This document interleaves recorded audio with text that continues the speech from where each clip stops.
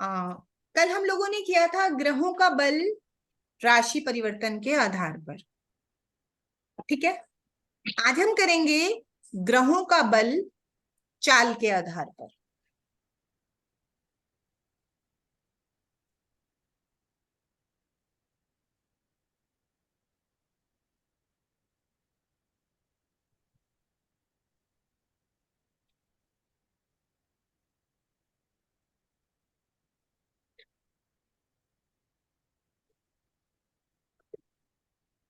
देखो, राशियां बदल रहे हैं ग्रह, दैट मीन्स मूवमेंट कर रहे हैं।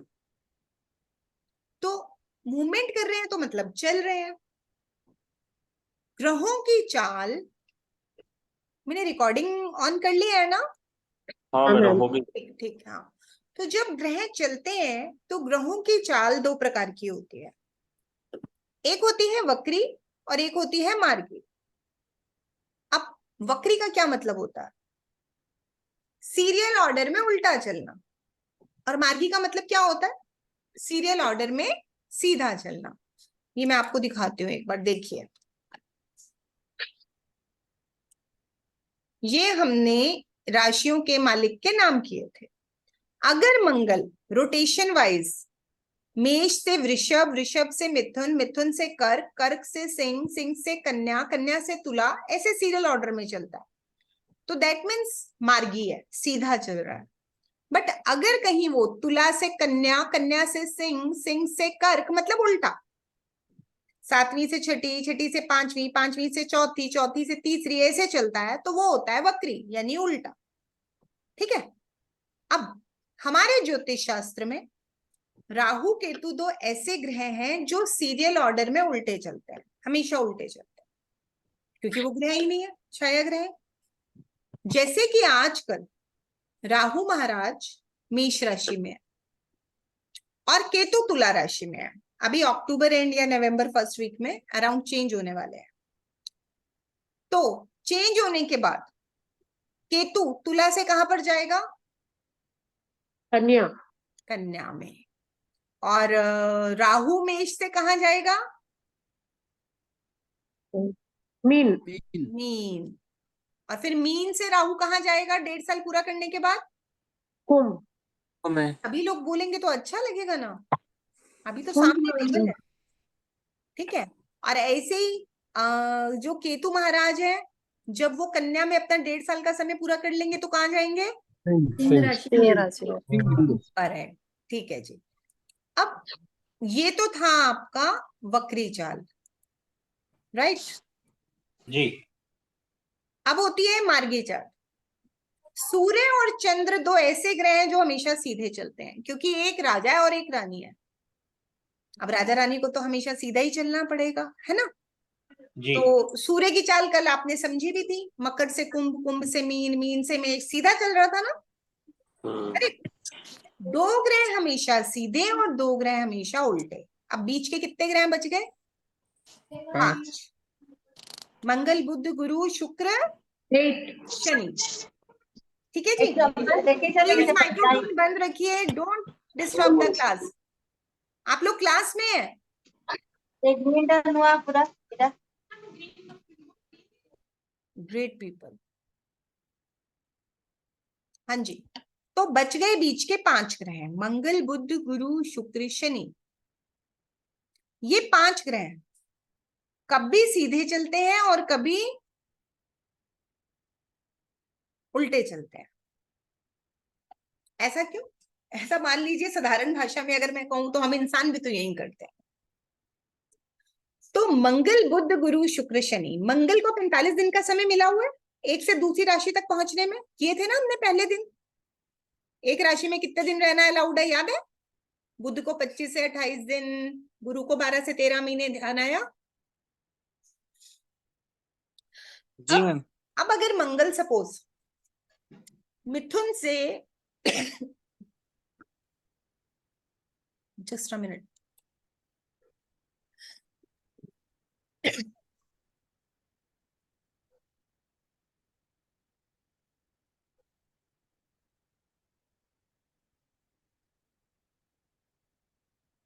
जी,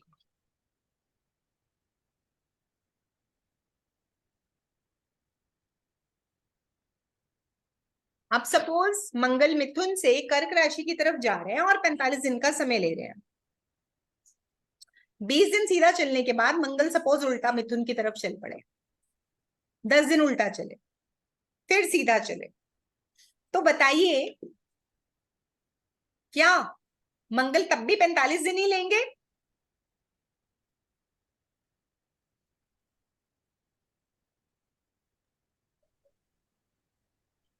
बताइए। नहीं नहीं। सपोज मैं अपने घर से अपने दफ्तर के लिए निकलूं और मेरे घर से मेरा दफ्तर 10 मिनट की दूरी पर हो। आधे रास्ते जाके मुझे लगे कि मेरी जरूरी फाइल तो घर रह गई थी और मैं वो फाइल उठाने के लिए घर वापस आ जाऊं। जब मैं फाइल उठाकर दोबारा से अपने दफ्तर जाऊं तो आपको लगता है कि मैं 10 मिनट में ही वापस पहुंचूंगी? बताइए, इतना तो आप सब बता सकते हैं। नहीं नहीं नहीं, टाइम डबल हो जाएगा। बिल्कुल सही। तो ठीक है, ऐसे ही अगर कोई ग्रह अपने नियमित मत पथ पे चल रहा है और चलते चलते उल्टा चलता है फिर सीधा चलता है, तो डेफिनेटली वो अपने सामान्य समय से अधिक समय लेगा।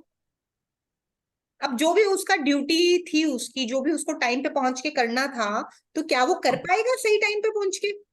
नहीं। अगर इसको साधारण भाषा में मैं लूं कि मैं दफ्तर देर से पहुंची, तो हो सकता है जो मीटिंग चल रही है वो कैंसिल हो जाए, हो सकता है मुझे मेरे बॉस से डांट पड़े, हाँ जी। हो सकता है मेरी छुट्टी लग जाए, हो सकता है सारा दिन मेरा मूड खराब रहे, कुछ भी हो सकता है। जितने लोग जॉब करते हैं वो लोग इस बात से बहुत अच्छे से परिचित हैं कि जब दफ्तर देर से पहुंचा जाता है तो क्या परिणाम आते हैं। ये तो समझाने के लिए एग्जाम्पल है। तो ठीक है, ऐसे ही यदि कोई ग्रह, कोई नहीं, एक्चुअली सिर्फ ये 5 ग्रह हैं, मंगल बुध गुरु शुक्र शनि, ये 5 ग्रह हैं, यदि सीधे आप यदि हमारे जन्म के समय वक्री होते हैं तो वो सामान्य परिणाम नहीं देते हैं। करेक्ट? क्लियर यहां तक? अब इसको समझाने के लिए मैंने एक एग्जांपल लिया है। अगर आप कभी भी चार्ट खोलते हैं, जैसे मैंने आपको एस्ट्रो से यूज करना बताया था पहली क्लास में, तो वहां पे चलित तक आपको मैंने एक भेजा हुआ है एक वीडियो। किस किसने देखा था चलित तक का वीडियो? देखा था आप लोगों ने? मैंने एक सेपरेट वीडियो भेजा था, how to use AstroSage. देखा था? यस। हाँ, तो हाँ एस्ट्रो मैडम, ये सेज नीचे में, आता है, डिग्री आता है राशि के नीचे। हाँ जी, हाँ मैडम, वो राशि के नीचे फिर वो कुंडली बनती है, कुंडली के नीचे डिग्री आता है। हाँ, नहीं नहीं, देखा था वो। एक मिनट, मैंने how to use AstroSage भेजा था जिसमें चलित तक का भी दिया हुआ है, चलित कुंडली कैसे निकालते हैं। 9 मिनट का वीडियो है, यस। देख लेना, पहले दिन भेजा था सेकंड वीडियो। अच्छा। ठीक है, तो उसमें चलित के आगे क्लाउड आता है, जब आप स्क्रॉल करते हैं क्लाउड के आगे प्लैनेट्स लिखा हुआ आता है। ठीक है, करेक्ट? ठीक है, तो जब प्लैनेट्स आता है वहां पर प्लैनेट्स के साथ ये ग्रहों के नाम लिखे हुए हैं, आपको यहाँ प्लैनेट्स की पोजीशन बताई जाती है इस पेज पर कि कौन सा प्लैनेट वक्री है और कौन सा मार्गी है, यहां से पता चलता है। तो अगर आप देखेंगे तो यहाँ पर बुध के साथ RC लिखा है, जुपिटर के साथ R लिखा है, सेटन के साथ भी R लिखा है। देखिए मैं थोड़ा सा जूम कर रही हूँ, राहु के साथ R लिखा है और केतु के साथ भी R लिखा है। ये जो R लिखा हुआ है ये सभी ग्रह वक्री हैं। क्यों? क्योंकि R का मतलब क्या है, पहले हम ये समझते हैं। R का मतलब होता है रिवर्स, सिंपल भाषा में उल्टा चलना, यानी कि रेट्रोग्रेड माने वक्री। ठीक है, और C का मतलब होता है कॉम्बस्ट, यानी कि अस्त। ये तो हुआ आपका प्लेनेटरी पोजीशन से। अगर आप प्लेनेटरी पोजीशन से नहीं चलते हैं और अगर आप सामान्य चार्ट खोलते हैं तो आपको कैसे पता चलेगा कि कोई ग्रह वक्री है? ये देखिए, जिस भी चार्ट के साथ लगन में ये स्टार का निशान लगा होगा, दिखाई दे रहा है? स्टार दिखाई रहा है। ये ग्रह हमारे जन्म के समय वक्री थे। इस कुंडली में देखो, शनि वक्री है, मंगल वक्री है, केतु वक्री है, राहु वक्री है। तो राहु केतु तो सबकी कुंडली में वक्री मिलने वाले हैं, ऐसा कोई नहीं है जिसकी कुंडली में राहु केतु वक्री नहीं मिलेगा। परंतु बाकी के अगर किसी ग्रह के साथ स्टार लगा है तो वो ग्रह भी हमारे जन्म के समय वक्री थे। अब वक्री क्या करते हैं हमें पता चल गया, वो सामान्य परिणाम नहीं देते हैं। अब अगला स्टेप आता है अस्त। अस्त क्या करता है? देखो, अगर आप लोगों को सूर्यास्त का मतलब पता है, इस समय सूर्यास्त हुआ है, तो मतलब सूर्य की रोशनी हम तक नहीं आ रही है। तो हम जी। लोगों ने सूर्य की कमी को पूरा करने के लिए क्या किया? रोशनी की बात करें तो लाइट जला ली, जनरेटर चला लिया। और अगर हम बात करें, सपोज ठंड है और किसी को वो ठंड की कमी को पूरा करना है जो सूर्य की गर्माहट आती है, तो क्या किया? हीटर जला लेंगे, आग जला लेंगे, यानी कि हम सूर्य के सब्स्टिट्यूट यूज करेंगे। करेक्ट? क्योंकि सूर्य अस्त है, सूर्य की गर्मी, सूर्य की किरणें धरती तक नहीं आ रही हैं, इसका सीधा सा मतलब है। तो जब भी कोई ग्रह हमारे जन्म के समय अस्त होता है तो उसकी किरणें भी धरती तक नहीं आ रही होती है, यानी कि हमारी बॉडी में उसकी एनर्जी पूरी तरह से एक्टिव नहीं होती है। यानी उससे जुड़ा जो भी तत्व है वो हमारी बॉडी में पूरा काम नहीं कर पाता है, क्योंकि वो पूरी तरह से एक्टिव नहीं होता है। क्लियर?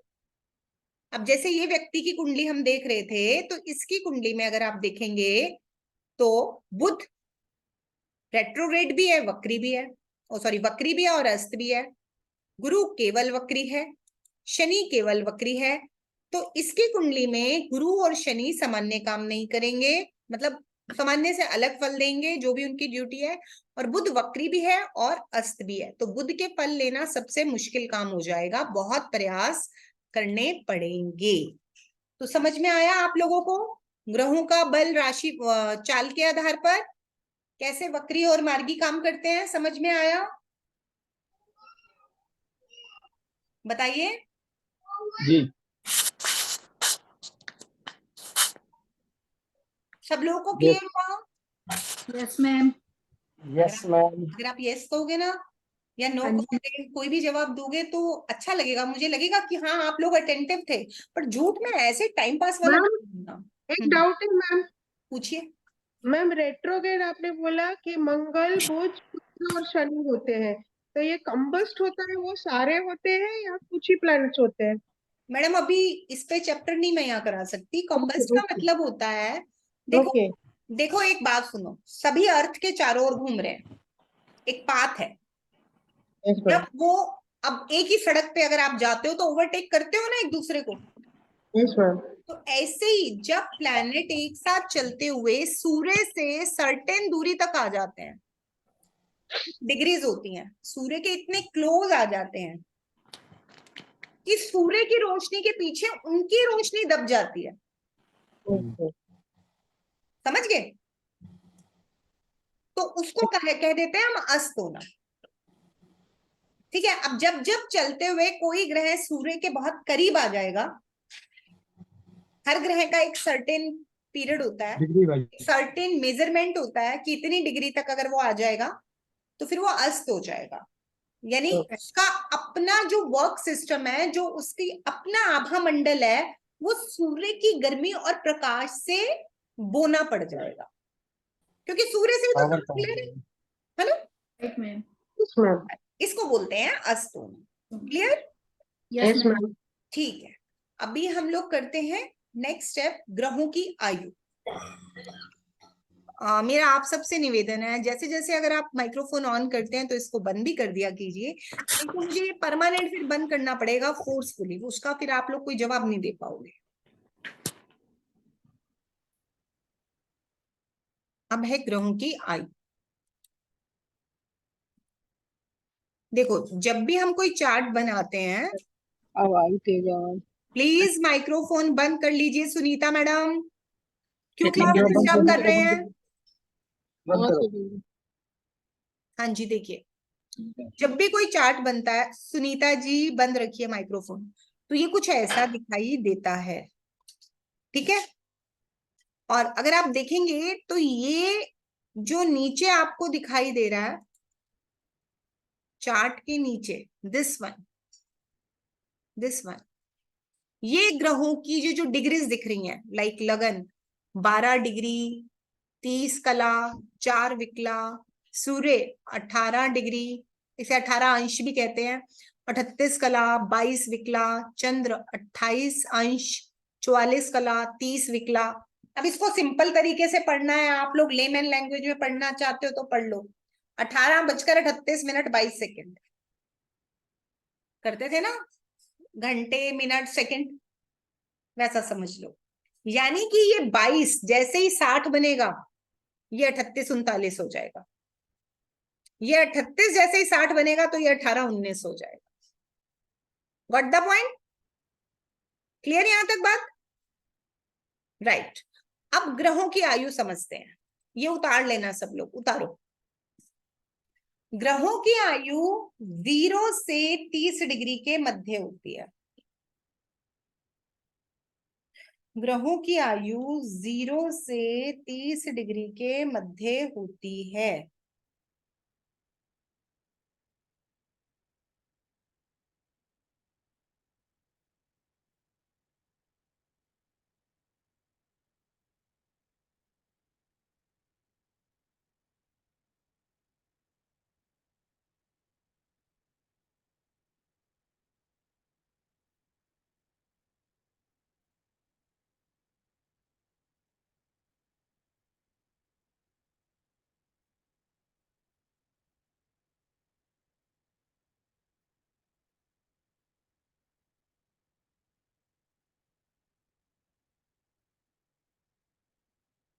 और ये 5 हिस्सों में विभाजित होती है 0 से 30 डिग्री। अगर 30 को 5 से डिवाइड करेंगे तो क्या आएगा? 6 डिग्री में बढ़ जाएंगे। 0 से 6 डिग्री चाइल्ड एज यानी बाल्यावस्था, 6 से 12 डिग्री टीन एज यानी किशोरावस्था, 12 से 18 डिग्री यंग एज यानी युवावस्था, 18 से 24 डिग्री मैच्योर एज यानी प्रौढ़ावस्था, 24 से 30 डिग्री ओल्ड एज यानी कि वृद्धावस्था। क्लियर यहां तक?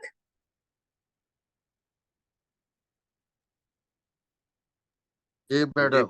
हाँ जी मैडम। Yes madam, yes. ठीक है, ठीक हाँ है। यस ये मैडम। उतार लिया ना? यस यस हाँ मैडम। मैडम लिखिए। ठीक है। अब ठीक वैसे ही जैसे कि हम लोग अपने यंग एज में सबसे स्ट्रांग होते हैं, सबसे ज्यादा पावरफुल होते हैं, तो वैसा ही मान लीजिए ग्रह भी होते हैं।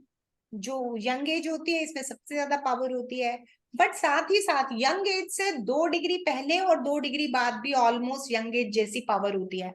क्योंकि ना तो कोई एकदम से यंग होता है, लेटर टीन एज भी व्यक्ति ऐसा ही बिहेव करता है, यंग होने वाला है जब, और यंग एज जाने के बाद भी एकदम से कोई बूढ़ा नहीं होता। तो मतलब 10 से 20 डिग्री तक के पीरियड में यदि कोई ग्रह है तो वो अपने पूर्ण फल देने में सक्षम होता है, चाहे अच्छे चाहे बुरे।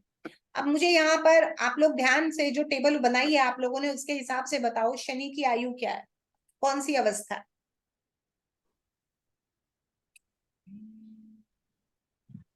चाइल्ड। बाल्यावस्था। समझ में आया सब लोगों को कि बाल्यावस्था है? जी। क्लियर सबको? यस जी। Madam. Yes, ma'am. No ma'am, बता दीजिए। मैडम देखो शनि के आगे क्या लिखा है, पढ़ो। कहाँ शनि? तो शनि के 10 लिखा है। मैडम नीचे देखो, 01. गु बुध गु गुरु 01 लिखा है। शाह, देखो कितना लिखा है शाह के आगे। प्लीज सब लोग मत बोले। अनीता जी ध्यान से देखो, ये लिखा हाँ, तो है शनि के शाह आगे। शनि। हाँ, 0 1 लिखा है। 0 नहीं लिखा है मैडम, 1 लिखा है, 0 1। हाँ, 1 प्लीज डिग्री। बाकी कोई नहीं बोलेगा, आई रिक्वेस्ट यू ऑल। तो फिर जी मैम। 0 से 6 डिग्री के बीच में क्या होता है? हाँ, बाल्यावस्था। हाँ, तो आ गया जवाब, मिल गया। हाँ मैम। ठीक है। अब बताइए मंगल की आयु क्या है, सब लोग बताएं। वृद्धावस्था। वृद्धावस्था। वृद्धावस्था मैम। बुध की? Old age. युवावस्था. युवावस्था। युवावस्था. युवावस्था। चंद्र की? वृद्धावस्था। वृद्धावस्था। Old age. शुक्र की? प्रौढ़ावस्था। बालावस्था। प्रौढ़ावस्था। किशोरावस्था। किशोरावस्था। टीनेज, प्रौढ़ावस्था। किशोरावस्था। हाँ। जी मैम। सूर्य की? सूर्य युवावस्था युवा युवावस्था हाँ, युवावस्था, प्रौढ़ावस्था है ऐसे। 18 बज के आगे चले गए जी। फिर प्रौढ़ावस्था हुई मैम। हाँ, शुरू हो गई प्रौढ़ावस्था। प्रौढ़ावस्था। आप एक बात हाँ, देखो, ठीक है। 12 से 18 तक। अब 18 बज के 1 मिनट को आप ये थोड़ी कहते हो पीछे जाओ। यस ओहो मैम। हो। हाँ, समझ में आगे आया, समझ अभी में समझ बात। में आया, अभी यस समझ में मैम। आया। तो इस तरह से ग्रहों की एज देखी जाती है। एडवांस में जाके थोड़ा सा फॉर्मूला इवन और ऑड राशियों में बदल जाता है, लेकिन रिजल्ट एक ही आता है। वो वीडियो भी आपके पास आ जाएगी। अब लगन की भी डिग्री थी, आपने देखा था ना अभी। लगन की भी डिग्री थी, ठीक है नहीं थी? थी। जिन्होंने नहीं देखा, जिन्होंने नहीं देखा नोट करो। देखो, ला लगन 12 डिग्री। हाँ, शुरू में ही थी बराबर। हाँ हाँ। लगन, लगन क्या होता है कुंडली का? First house. फर्स्ट हाउस, बिल्कुल सही। कुंडली के पहले घर को क्या कहते हैं? लगन। लगन। अब लगन की आयु क्या करती है? अब आप लोगों को पता चलेगा कि आप लोगों ने जो अपनी कुंडलियां निकाली थी उसमें सबके अलग अलग नंबर क्यों आए थे ना, सबके अलग नंबर। मैंने तो कहा था यहाँ एक आना चाहिए, बट सबका एक तो नहीं आया था। नहीं आया था ना, नो मैम। है ना? अलग था ना यहाँ पे सबका नंबर। तो अब वो क्यों था, यस मैम। अब उसको समझते हैं। प्लीज माइक्रोफोन बंद रखिएगा, जल्दी से बंद कीजिए। जिसका बंद नहीं होगा मैं उसको क्लास से फिर बुक करूंगी। राइट, हाँ जी। देखिए, हम सबसे पहले, जो लगन होता है ये फर्स्ट हाउस होता है। और आयु कौन जीता है? घर नहीं जीता है, घर में रहने वाले जीते हैं। तो अब लगन वाले घर में कौन रहता है? या तो ग्रह रहते हैं या तो राशियां रहती हैं। ग्रहों की एज निकालना हमने सीख लिया। अब बात आई राशियों की। तो हम क्या करते हैं, पहले हम एक चार्ट बना लेते हैं। हमने 12 घर बना लिए, जहां पे फर्स्ट है पहला घर, फिर सेकंड, फिर थर्ड, फिर फोर्थ, फिर फिफ्थ, फिर सिक्स, फिर सेवेंथ, फिर एट्थ, फिर नाइन्थ, फिर 10th, फिर 11th और फिर 12th। अब पहले घर में आ गई मेष राशि, दूसरे में आ गई वृषभ राशि, तीसरे में आ गई मिथुन, चौथे में कर्क, पांचवें में सिंह, छठे में कन्या, सातवें में तुला, आठवें में वृश्चिक, नवें में धनु, 10वें में मकर, 11वें में कुंभ और 12वें में मीन, जैसा सीरियल ऑर्डर में चलता है। अब बारी आ रही है लगन की आयु की। इस आयु को कौन जीता है?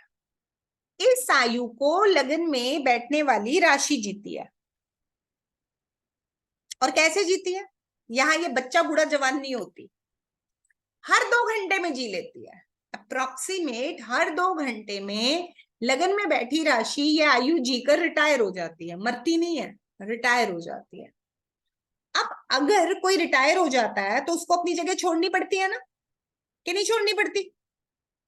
अगर कोई अफसर रिटायर होता है तो वो घर छोड़ता है, वो सीट छोड़ता है। तो यहां पर से मेष राशि जैसे 2 घंटे बीतेंगे 30 डिग्री होगी, रिटायर हो जाएगी। ये यहां से चली जाएगी। अब ये चली जाएगी तो इसकी जगह कौन लेगा? खाली तो रहेगी नहीं, ये तो हेड ऑफ द फैमिली है। कौन आएगा यहाँ पे? वृश्चिक।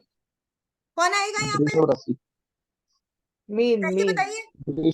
मीन। देखो, मेरी बात सुनो, मेरी बात सुनो, ऋषभ। ठंडे दिमाग से सोचो। मैंने आप लोगों को बड़ा इजी एग्जांपल दिया है। अगर फर्स्ट क्लास वाला ऑफिसर रिटायर होता है तो सेकंड क्लास वाला उसकी जगह आता है, 12वीं वाला आता है? बताओ। सेकंड वाला आएगा। बिल्कुल सही। तो फिर वृषभ आएगा। हाँ, वृषभ आ जाएगा पहले घर में। फिर अच्छा। वृषभ की जगह कौन आएगा? वृषभ को खाली हो गई मिथुन। मिथुन। सीढ़ी चढ़ रहे हैं ना सब, भाई जगह खाली होगी, चलो चलो आगे चलो। पहली सीढ़ी पर से मेष हट गया, वृषभ आ गया। अब वृषभ हट गया तो वृषभ की जगह मिथुन आ गया। मिथुन आ गया। मिथुन हट गया तो तीसरे घर में कर्क आ गया। कर्क। कर्क हटा तो कर्क की जगह सिंह। सिंह हटा तो कन्या। कन्या। बिल्कुल सही। तो कुछ ऐसी कुंडली बन जाएगी 2 घंटे बाद की। ओ समझ में आई? यस जी मैम। जी। Yes ma'am. अब वृषभ भी रिटायर हो गया तो क्या होगा? 2 मिथुन घंटे बाद आएगा। मिथुन आएगा। फिर घर पहला और वहां पे कौन आ जाएगा? मिथुन राशि। देखो यहाँ पे मेष एंड में आ गया था, मेष सबसे पीछे लग गया लाइन में, फिर से लाइन अब में शुरू 11 हो में गया। लग गया। ठीक है, अब ऐसी बन जाएगी। हाँ मैम। सब एक एक कदम फिर आगे चलते हैं। हाँ मैम। अब मिथुन भी रिटायर हो गया, फिर कौन आएगा? कर्क। ओ अब कर्क भी रिटायर हो गया, फिर क्या होगा? सिंह। सिंह। सिंह लगन बन जाएगा। सिंह भी रिटायर हो गया, कन्या। तुला बन जाएगा। और कन्या रिटायर हुआ तो, तुला। तुला और तुला रिटायर हुआ तो, वृश्चिक वृश्चिक हुआ तो, धनु। धनु धनु। और धनु हुआ तो, मकर और मकर हुआ तो, कुंभ लास्ट में मीन। हुआ तो, मीन। मीन। और मीन हुआ तो। बैक फिर टू मेष आएगा। फर्स्ट। अच्छा, मेष आएगा। अब ये बताओ मकर। दिन में टोटल घंटे कितने होते हैं? 12 24। घर कितने हैं? 12। 12। राशियां कितनी है? 12। 12 दूनी 24। सबने घर घूम लिया कि नहीं? सभी? जी मैम। जी। 2-2 घंटे में। हाँ, अब आपको जो भी नंबर यहाँ दिखाई देता है वो घर का नंबर नहीं, राशि का नंबर होता है। हाँ जी मैम। घर का नंबर बाय डिफॉल्ट हमारे दिमाग में होता है। ये मैंने सिखाने के लिए यहाँ 1-2 फिक्स लिखा है। हाँ जी मैम। ये तो घर का नंबर है। हमारे घर में मम्मी रहे, पापा रहे, चाची रहे, मामी रहे, मौसी रहे, रिश्तेदार रहे, ताला रहे, घर का नंबर तो कभी चेंज नहीं होता ना। जी मैम। नहीं। तो वो घर का नंबर फिक्स हमारे दिमाग में होता है, वहां पे जो राशि होती है वो पता चलता है। अब आप लोग मुझे पढ़ के खुद बताओगे कौन से घर में कौन सी राशि और कौन सा ग्रह है। बताइए, पहले घर में कौन सी राशि है? सात। सात तुला। तुला तुला राशि। राशि मैम। राशियों का सीरियल ऑर्डर है ना आपके पास? सबके पास के नहीं है? हाँ जी मैम। तो बस फॉलो कीजिए। दूसरे घर में कौन सी राशि है? वृश्चिक तीसरे घर में धनु। धनु में चंद्रमा भी है। हाँ जी। चौथे घर में मकर। मकर के राशि। साथ शुक्र और केतु है। हम्म। गुरु पांचवें घर में कुंभ। सूर्य और कुंभ बुध। के साथ कुंभ के सूर्य साथ और बुध सूर्य है। और बुध। और बुध वक्री भी है और अस्त भी है। कंबस्त भी है। छठे घर में मीन राशि मंगल। सातवें घर में मेष राशि। मेष राशि गुरु और शनि और मेष। शुक्र और गुरु, शनि और गुरु है। आठवें घर में वृषभ तारस। ऋषभ। नवें घर में मिथुन। मिथुन। 10वें में कर्क कर्म। राशि। राहु है। राहु वक्री है always। राहु वक्री है। राहु केतु हमेशा वक्री होते हैं। 11वें में सिंह। सिंह राशि। 12वें में कन्या राशि। कन्या। अब एक और देखते हैं। पहले घर में सिंह राशि। सिंह राशि। दूसरे घर में कन्या राशि। कन्या। कन्या है खाली, हाँ। और तीसरे में तुला। तुला। तुला राशि। तुला और केतु है चंद्र और और केतु चंद्रमा है। चौथे घर में वृश्चिक राशि। वृश्चिक राशि सूर्य और सूर्य बुध शुक्र के शुक्र। साथ। बुध और शुक्र। पांचवें घर में धनु। वृश्चिक राशि 8वें घर में। नहीं पांचवें घर, चौथे घर में सूर्य बुध शुक्र और वृश्चिक राशि। पांचवें घर में धनु राशि। धनु। हाँ जी। छठे घर में मकर मकर। राशि। मकर राशि। मकर शनि के साथ। शनि। सातवें में कुंभ राशि। कुंभ नेपच्यून बैठे। आठवें में मीन मीन राशि। मीन राशि गुरु की राशि। वक्री है गुरु। नवे में मेष मेष राशि। राशि है मेष राहु। राशि राहु और यूरेनस। 10वें में ऋषभ। ऋषभ मंगल के साथ। वृष राशि। वृषभ और 11वें में मीन। मिथुन। मिथुन राशि। 12वें में मिथुन। कर्क कर्क राशि। राशि। सब इंटेलिजेंट है। थैंक यू मैम, धन्यवाद जी। सबको आ गया। चलो, कुंडली पढ़ना तो सीख गए कम से कम, हाँ जी, कि नहीं सीखे? सीख गए मैम। कितने नए लोग कुंडली पढ़ना सीख मैम आपने अच्छा पढ़ाया। कितने लोग कुंडली पढ़ना सीख गए? पढ़ना मतलब आपने जो सीखा वो मैं सीख गया मैम। हाँ, रीड करना, प्रिडिक्शन हाँ। करना थोड़ी ना, रीड। हाँ मैम। तो पहले तो नहीं मालूम था ना कि कोई क्या भी बोल रहा है, कुछ भी बोल रहा है ना। हाँ एग्जैक्ट मैम, एग्जैक्ट। तो इतना तो पता चला ना। अभी दिन कितने हुए? आज थर्ड डे है आई थिंक। हाँ मैम, थर्ड डे।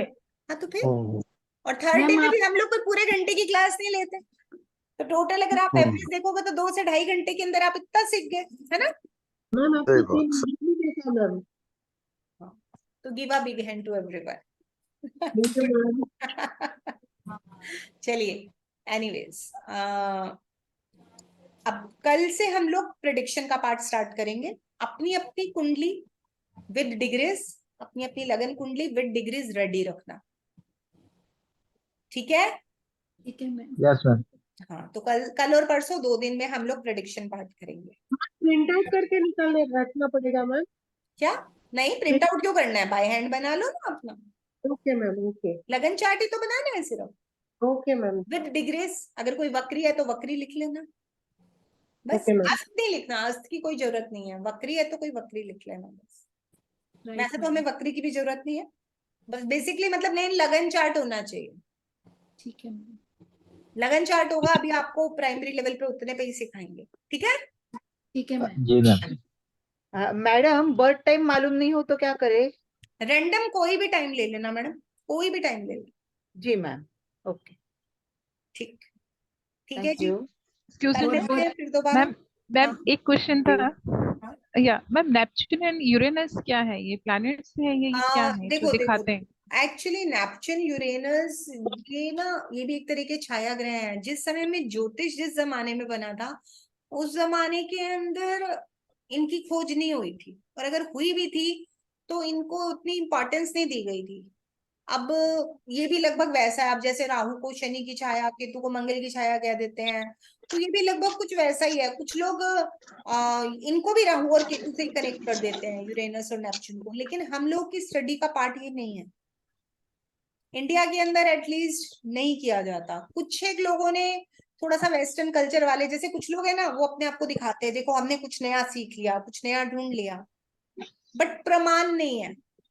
जो ज्योतिष आदि काल में बना था, सब लोग उसी पे रिसर्च करके उसको इजी कर रहे हैं, अपने वे में एक्सप्लेन कर रहे हैं। अभी तक ऐसा कोई नहीं आया जिसने ज्योतिष में कुछ नया निर्माण कर दिया। बेस नहीं है। अब उस जमाने में ये नहीं थे, तो जिस समय में ज्योतिष शास्त्र का निर्माण हुआ, ठीक है, तो इसलिए रिक्वायरमेंट नहीं है। ठीक है, आजकल साइंस बहुत आगे चली गई। देखो, वो सबको एक आदत है प्रूव करने की, हाँ मैं महान हूं, मुझे ज्यादा आता है वाली बात। लेकिन अगर अब आप नोटिस करेंगे तो लोग फिर से ट्रेडिशनल अप्रोच को अपनाने लगे हैं। नेम्स में प्रोनोलॉजी पे जाने लगे हैं कि मीनिंगफुल नेम हो, बहुत रख लिए उल्टे साधे सीधे नाम, है ना। फिर से मिट्टी के बर्तनों पे आने लगे हैं, बहुत हो गया फ्रिज का खाना स्टोर। फिर से वेंटिलेशन को समझने लगे हैं, विटामिन डी के लिए फिर से पैसे भर के सीखते हैं कि धूप में बैठो। यस किसी को मैम। पैसे दे देते हैं तो समझ में आ जाता है धूप में बैठना है। तो मतलब ये सब नेचुरल था, नेचुरल लाइफस्टाइल था। अगर अब हम बात करें हमारी लाइफ में, अब हम आजकल लोगों को रेमेडीज बताते हैं, लाइक सर ढक के रखिए, लाइक किचन में बैठ के खाना खाइए, है ना। अब उस जमाने में क्या था, ये सब चीजें कुदरत से होती थी। चूल्हे पे खाना बनता था और ताजा खाना होता था, स्टोर करके रखने का प्रोविजन नहीं था। लाइट सिस्टम इतना स्ट्रांग नहीं था कि यहाँ पे लाइटें जल रही हैं, हमारा खाना, हम हर चीज को जानवरों से मतलब सेफ रख रहे हैं, हर चीज से सेफ रख रहे हैं। तो वो लोग दिन ढलने से पहले पहले ताजा बनाते थे, खा लेते थे। अगर बचता था तो जानवर को डाल देते थे या किसी भूखे को खिला देते थे। स्टोर करने जैसा सिस्टम नहीं था। Everyone was healthy, because bacteria active नहीं होते थे सनसेट के बाद वाले, जो हम जब मर्जी खाते हैं। बॉडी को डाइजेस्ट करने के बाद रेस्ट करने का टाइम मिलता था। सुबह पो फटते ही सबको उठना होता था, क्योंकि लाइट में काम करना है ना। हार्ड वर्क करते थे तो शनि एक्टिव रहता था। नशे के शिकार लोग बहुत कम थे उस जमाने में। ऐसा नहीं कि नशा नहीं था। जितने कॉन्ट्रासेप्टिव टैबलेट्स बने हैं वो कहाँ से मिले हैं आपको मालूम है? कहते हैं जब सीता माता जिन जंगलों में घूम रही थी ना, वो जड़ी बूटियां उन जंगल से मिल रही हैं। संजीवनी बूटियां, ये सब हम लोग कुछ नया रिसर्च नहीं कर रही है हमारी पीढ़ी। हम लोग बस जस्ट उसको स्टैंप मार्क कर रहे हैं। बहुत समझदार थे लोग। अगर आप आज भी देखें, सिख कम्युनिटी के लोग और मोमडन कम्युनिटी के लोग अपने धर्म को लेकर, अपने असूलों को लेकर के जितने स्ट्रिक्ट हैं, जितने डिसिप्लिन्ड हैं, हम लोग नहीं है। रीजन बिहाइंड दैट, वो लोग सर ढक के रखते हैं। सर ढकने का मतलब है राहु कंट्रोल रहता है। राहु क्या है? विचारों का माया जाल। अब जब बहुत ओवर सोचेंगे, ओवर थिंकिंग करेंगे, तो रिजल्ट क्या होगा? हम कुछ भी अपने ख्याली पुलाव बना लेंगे। तो हमारी लाइफस्टाइल में छुपा था। अब पुराने लोगों के तलाक नहीं होते हैं, आजकल तलाक होने लगे। वजह, हर घर में गाय पलती थी, गोमूत्र का प्रयोग होता था, गोबर का प्रयोग होता था। गाय क्या है? शुक्र का रूप है। शुक्र क्या है? हमारी मेटेरियलिस्टिक लाइफ है। यू कैन मैनेज कि भाई सांस के थ्रू ही हमारे अंदर शुक्र पूरा हो जाता था। आज हम लोगों को कहते हैं जी इत्र लगाइए, जबरदस्ती का शुक्र पैदा करते हैं, नेचुरल थोड़ी होता। उसके रिजल्ट में वो एक्स्ट्रा मैरिटल और इलीगल एक्टिविटीज में चले जाते हैं। तो मैम हमें सिर ढक के रखना चाहिए ताकि राहु के उठटांग विचार ना आए। एक्चुअली ये सही है। ठीक है मैम। सिर, और वो भी सिर ढकना भी है, येलो या व्हाइट कपड़े से रखिए। ब्लैक और ब्राउन क्लोथ क्या करते हैं? वो नेचर की, यूनिवर्स की जो पॉजिटिव एनर्जी है ना, उसको क्रॉस नहीं करने देते। कुछ लोगों को आपने देखा होगा, वो हमेशा सर पे टोपी पहन के रखते हैं। हाँ जी मैम। बताया गया होता है। मुस्लिम तो मैम काले कपड़े पहन, काले से ढकती हैं सर। देखो अनीता जी, तो इसी वजह से उनके थॉट प्रोसेस को देखो ना क्या है। उनकी रूढ़िवादिता हमारे लोगों को कहाँ डाइजेस्ट होती है? अग्रीड। क्योंकि मैं किसी के खिलाफ नहीं कह रही हूँ, मैं यहाँ पर एक नेचुरल प्रोसेस की बात कर रही हूँ। मैंने ये नहीं कहा वो लोग भी अपने धर्म को लेकर कट्टर हैं, वो लोग भी अपने असूलों के पक्के हैं। मैंने आपसे ये कहा, अब जैसी आपको यूनिवर्स से कमांड मिल रही है, आप वैसा कर रहे हैं। जब आप क्रॉस ही नहीं करने दे रहे हैं किसी नई चीज को। बट आजकल तो देखो वो लोग भी चेंज हो गए हैं, पढ़ लिख लेने के बाद उनकी भी जो नई जनरेशन आ रही है वो वैसा नहीं है। जो पढ़ गई है, जो बाहर जॉब कर रही है ना, एवरीवन इज नॉट देयर। अब ऐसे तो हमारे हिंदुओं में भी कहीं बहुत कट्टर है, वो बिना काला कुछ लगाए भी बहुत कुछ कर देते हैं। तो बेसिकली रूढ़िवादी होना गलत है, रिजिड होना गलत है। जी मैम। पॉजिटिव, आपको हमेशा फ्लेक्सिबल रहना चाहिए। मर जाने के बाद कोई अकड़ता है। ठीक है मैम। तो जब हम किसी भी चीज को लेके एडमेंट हो जाते हैं तो हम अपनी ग्रोथ को रोक देते हैं। अगर आपको कभी भी लगे, मेरा मानना है कि कोई भी चीज बहस बनने वाली है, तो मैं आइडियली क्या करती हूँ, हाथ जोड़ के मैं, चाहे मुझे गुस्सा भी आ रहा हो, क्योंकि मैं भी ह्यूमन बीइंग हूँ, हो सकता है मैं भी हर बात से सहमत ना हूं, नहीं तो यार why should I waste my energy on there. सब मुझे एक्सेप्ट कर ले जरूरी नहीं है, और मुझे सब अच्छा लग जाए जरूरी नहीं है। तो बेटर कोर्स के इसको यहीं पे छोड़ देते हैं, क्योंकि ऐसे ही बेकार में कुछ उल्टा सीधा मुंह से निकल जाएगा, बात बढ़ जाएगी। रिलेशन भी खराब होते हैं। हाँ, तो वो मोमेंट्री थोड़ी समझदारी है ना, उस समय उस टॉपिक को क्लोज कर दीजिए। फ्लेक्सिबिलिटी है, यही लाइफ है। कौन यहाँ कंप्लीट पैदा हुआ है? पर ये सीखने का प्रोसेस है। हमारा मुद्दा ये था, हम एस्ट्रोलॉजिकली बात कर रहे थे कि हमारी लाइफस्टाइल में अगर कुछ ऐसी एक्टिविटीज आ जाती हैं। वो लोग कौवे, कुत्ते और गाय की रोटी निकालते थे, पुराने लोग निकालते थे क्या नहीं? जी मैम। 3 पेड़े पहले, बहुत समझदार लोग थे वो लोग। बेसिकली गाय को खिलाने का मतलब है आप शुक्र स्ट्रॉन्ग कर रहे हैं। कुत्ते को खिलाने का मतलब है आप केतु को क्षमा याचना कर रहे हैं। प्लस केतु दरवेश होता है, कुत्ता दरवेश होता है, वो आपके हिस्से का कष्ट भी ले जाता है। ओ, अब उसके बाद में बात आती है कौवे की।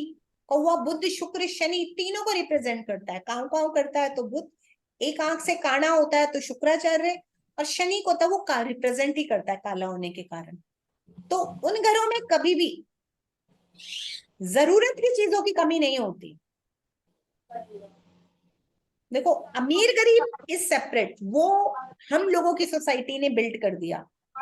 जरूरतें तो भगवान इज्जत से सबकी पूरी करने के लिए कमिटेड है, यहाँ से कुछ भी लेके जाने का प्रावधान नहीं है। 100% है मैम ये तो। और छोड़ के जाने का प्रावधान जिनके लिए छोड़ते हैं वो भी कोई समझदारी तो होती नहीं है। जो है उसको तो भोग नहीं रहे हैं, हम इसके लिए छोड़े और बाद में लड़ेंगे ही। ये कुदरत ने सिस्टम नहीं बनाया है, ये हमारे सिस्टम है, मैकेनिज्म हमने बिगाड़ा है। हमने बिगाड़ा है तो हम लड़ रहे हैं। कुदरत नहीं अलाउ करती इन चीजों को। जब भी इतिहास गवाह है किसी के पास जरूरत से ज्यादा ज्ञान आ गया, संपत्ति आ गई, कोई भी चीज आ गई, वो खत्म अपने अपने लिए वो खुद ही खत्म कर लेगा। आप लोगों को शायद पता होगा, कुछ लोग जानते होंगे कि बेसिकली रावण की लंका क्यों जलाई गई थी? वो सोने की बनी थी। यानी आपने पिक्चर्स में देखा होगा जितने भी डॉन्स हैं बड़ी मोटी मोटी चेनें पहनते हैं गले में, वो एक स्पेशल गेस्चर होता है। कारण जिसके पास जितना गोल्ड टिकता है और जो जितना गोल्ड वियर करता है उसको बनाना मुश्किल होता है। मैम समझ नहीं आई बात में ना, किसी का वो मैं कर रही हूँ, कैमरे मैंने कर दिया। देखिए, जो भी जितना ज्यादा गोल्ड पहनता है और जिसके पास गोल्ड टिक जाता है, गोल्ड असल में लोगों के पास टिकता भी कम है, उसको हराना बहुत मुश्किल होता है।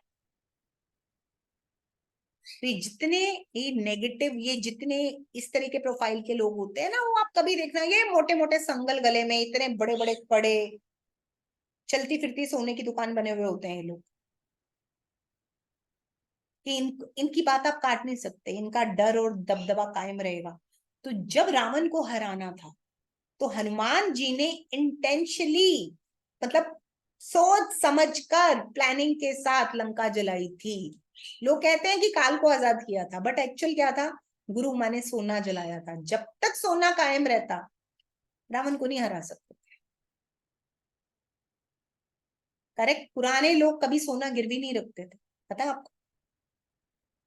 और आज भी हम भी मानते हैं, जिस दिन सोना घुमा या आपने गिरवी रखा तो अपना दुर्भाग्य आपने खुद ही बुला लिया। अक्सर लोग गलती करते हैं। तो वो सबके उनके लाइफस्टाइल में था जीने का तरीका। हम लोग जिसको फास्ट फॉरवर्ड होना कह रहे हैं ना, हम लोग के लाइफस्टाइल में ऐसा कुछ नहीं बचा है। क्या कर रहे हैं? किसके लिए कमा रहे हैं? किस्तें भरने के लिए कमा रहे हैं। किस्त क्या होती है? केतु। हमने केतु एक्टिव कर रखा है अपनी लाइफ में, सबने केतु एक्टिव कर रखा है। ये जो हम यहाँ बैठे हैं राहु एक्टिव कर रखा है। हम तो जी छाया ग्रह की जिंदगी रहे हैं। इल्यूजन्स हैं हमारे आसपास। क्या नेचुरल है, क्या बताइए ओरिजिनल है? ये हमारा चुनाव है। तो अब उसके रिजल्ट में जो होता है फिर हम उसकी दुहाई देते हैं। एक्चुअली हम ही लोग गलत है। नेचुरल लाइफ को हमने मना कर दिया। मैं कर रही हूँ, ऑन कर रही हूँ। एक्चुअली वो डिस्टरबेंस हो रही थी, सॉरी। ये सब बोल सकते हैं, कहिए। के हमें चांदी ज्यादा पहननी चाहिए, ऐसा सोना कुछ मैंने भी मैम ऐसा कुछ नहीं है, डिपेंड करता है। अगर चार्ट देखोगे तो वो उस हिसाब से होता है। बेसिकली क्या पहनना चाहिए क्या नहीं पहनना चाहिए, गोल्ड तो देखो यूनिवर्सल कायदे से एज पर रूल कोई भी पहन सकता है, ओरिजिनल जो गोल्ड था। बट आजकल गोल्ड पहनना सेफ ही नहीं है। हम क्या बोलें, हम खुद ही उपाय में बता देते हैं कि भैया पीला धागा पहन लो, अगर कोई तुम्हारे कोई खींच के गिरा देगा तो क्या फायदा। हम भी नहीं पहनते। कभी कभार अगर हम भी पहन के ज्यादा बाहर निकल जाए हमें भी घर वाले डांट देते हैं। और मैम सिल्वर पहनने से इमोशनली ठीक रहता है इंसान? देखो मैम, सिल्वर पहनने से बेसिकली चंद्र धारण करने से मन शांत रहता है, ऐसा माना जाता है। हाँ जी। इमोशनली ठीक रहता है इसकी कोई गारंटी नहीं है, थोड़ा सा शांत हो। जब मन शांत है तो ठीक ही है, सब कुछ शांत। जरूरी नहीं है, जरूरी नहीं है। वो आपकी बॉडी का बैलेंस है। अगर आपका चंद्र डूबा हुआ है, डिप्रेशन फेज में है, तो वो जब जब जो मोमेंट्स आएंगे वो आएंगे। मैम अभी अगर चंद्र की महादशा है तो फिर क्या करना चाहिए? ऐसा मैडम, अगर सिर्फ खत देखकर ये अंदाजा लगा लिया जाए कि उसके अंदर क्या लिखा है, फिर तो सारी दुनिया कुछ भी कर लेगी। नीम नहीं, आप लेना क्यों चाहते हैं? आप ऐसी रेमेडीज क्यों लेने पे जा रहे हैं? नीम हकीम खतरा जान वाली, इसको नीम हकीम खतरा जान कहते हैं। सबके लिए चंद्र की महादशा एक काम नहीं करती है। ओके। ठीक है ना? सबके लिए नहीं एक जैसा काम करती है।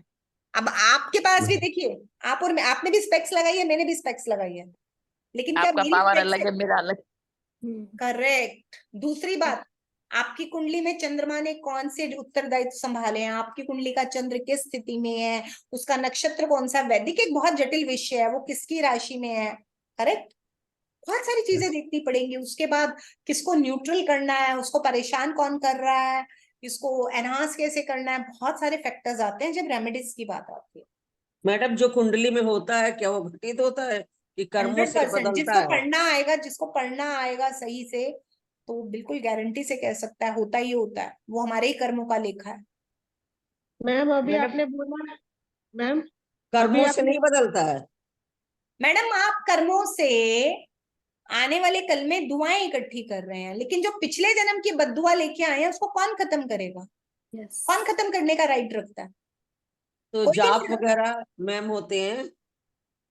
मैडम जी एक बात सुनो, मेरे से अनजाने में किसी का एक्सीडेंट हो गया, मेरी मर्जी के बिना एक्सीडेंट हो गया, और उस व्यक्ति को कोई चोट लग गई अगर, और ज्यादा मेजर चोट लगी, पूरी तरह से वो ठीक नहीं हुआ, मैंने उससे माफी भी मांग ली, उसका इलाज भी करा लिया, मुझे अंदर से दुख भी बहुत हुआ, पर क्या जो उसके दिल से हाय निकलेगी, जो उसको तकलीफ होगी, वो जो यूनिवर्स में चीज गई, क्या उसको कोई कंट्रोल कर सकता है? जब जब उसको तकलीफ होगी, क्या वो मुझे गाली नहीं देगा? बताइए। हाँ अब मैं चाहे, मेरा कर्म है, मैं माफी भी मांग रही हूँ, मैं इलाज भी करा रही हूँ, मैं गाली भी खा रही हूँ, तो उससे क्या होगा? क्या उसका दर्द कम होगा? नहीं। दर्द नहीं कम होगा लेकिन उसका मन थोड़ा नरम हो जाएगा। उससे क्या फर्क पड़ेगा मैम? जो किया है वो, हो सकता है हमारे साथ भी जब घटना घटित हो तो हमें कोई सपोर्ट करने वाला मिल जाए। जब आप देखिए, अगर आप ये जाने कि राम और सीता का वनवास क्यों हुआ था, अगर आप जाके स्टोरी चेक करेंगे तो नारद जी ने एक श्राप दिया था, तो जब उनके टाले नहीं टला तो हम कौन है? इस यूनिवर्स में जो आप सोच लेते हैं, जो आप कह देते हैं, वो घटित होके ही रहता है। तो हमेशा अच्छा सोचिए, अच्छा बोलिए, सबको माफ कीजिए, खुद को सबसे पहले माफ कीजिए। तो यस उससे मैम क्या होगा? धीरे धीरे धीरे धीरे आपके अच्छे कर्म, देखो बद्दुआओं से लड़ने के लिए आपकी दुआएं चाहिए, तो वो आपस में भिड़ेंगे। जैसे हनुमान जी ने राम जी को सहयोग किया था, बट कांट से किसी ने राम जी का वनवास 13 साल 364 दिन का किया था। 365 दिन मतलब 365 दिन ही थे, 14 साल ही थे। तो देखिए, कर्म तो आएंगे, ट्रांसफॉर्मेशन कैसे करना है ये सीखना है। You can only transform, not change. और भागना तो है ही नहीं, सूद समेत मिलेगा। आज भाग जाओगे, सूद समेत आ जाएगा। कर्म मैडम फिर पीछा नहीं ट्रांसफार्म छोड़ेगा। का क्या मतलब हुआ? हाँ, फिर ट्रांसफार्म का क्या मतलब हुआ? ट्रांसफॉर्म कुछ तो अलग चीज होती है, ट्रांसफॉर्मेशन जब आप सीख जाते हैं वो रूपांतरण होता है। कर्म तो भुगतने पड़ेंगे, रूपांतरित हो जाते हैं, वो एक तरीका होता है, वो साइंटिफिक होता है। तो ऐसे मैडम ये कोड सेटिंग भी होती है। मृत्युंजय जाप और अभिषेक ये सब सर मैडम जी बहुत एडवांस की बातें हैं, जिस तरीके के आप सवाल कर रही हैं ना, वो बहुत इनिशियल दूसरे बेस के हैं। देखिए चमत्कार सुनिए, चमत्कार, अगर आप सच में हाँ वर्क करते हैं जाप, लेकिन वैसी कठिन तपस्या कीजिए जैसे आदिकाल में लोग करते थे। ऐसी तपस्या थोड़ी करेंगे हाथ में मोबाइल लेके बैठे हैं, हाँ हाँ यजमान मैं यहाँ बैठा हूँ प्लीज, या मैं ही बैठी हूँ मैं पूजा कर रही हूँ, अरे किचन में कुकर पे वो सीटी आगे बंद करना, तो दैट इज नॉट लाइक जाप। यस। ये हर चीज में बल है, अपने में तो लाइए, अपने आप से तो पूछिए। बिना जाप के सब संभव हो जाएगा अगर हम पूरी तरह से सरेंडर हो गए। कुदरत, ईश्वर, जितनी भी सत्ता है ना, वो समर्पण चाहती है, वो हम करते नहीं है। सीधा सा फंडा है। मीरा के लिए कृष्ण आ गए थे, आगे थे ना। यस मैम राधा कृष्ण कहा जाता है, सीता राम कहा जाता है, तो फिर पहले अपने अंदर तो हमें इतना लाना होगा ना। हम तो डिमांडिंग है, हम फायदे के लिए कुछ मांग रहे हैं, हम उपाय फायदे के लिए कर रहे हैं, ऐसे कैसे चलेगा? हम मतलब माफी मांग रहे हैं या एहसान कर रहे हैं? थोड़ा सा समझना पड़ेगा, अगर समझेंगे तो उपाय काम करेगा। हम कोई एहसान थोड़ी कर रहे, रिश्वत थोड़ी दे रहे हैं, भगवान से हमें सब मिला, हम उसको जाके रिश्वत कैसे दे सकते हैं? समझे? बहुत ऊपर का विषय है, मैं रेमेडीज बहुत एंड में जाके सिखाती हूँ, जब मुझे लगता है पक गए। मेरे स्टूडेंट्स के साथ बड़ी प्रॉब्लम होती है, वो कहते हैं मैडम बहुत खड़ूस है। मैं कहती हूँ ऐसे नहीं दूंगी, पहले संभालने के लायक बन जा। But ma'am we are very blessed कि हम आज आपसे बात कर पा रहे हैं। चलिए ठीक है जी, मेरी अगली क्लास का नहीं, टाइम ये हो सब गया, बात थैंक्स, कल मिलते हैं। राइट, ओके, हाँ जी, बहुत बहुत शुक्रिया ma'am. Thanks, ma'am. Thanks, ma'am. ठीक ठीक। Thank you ma'am.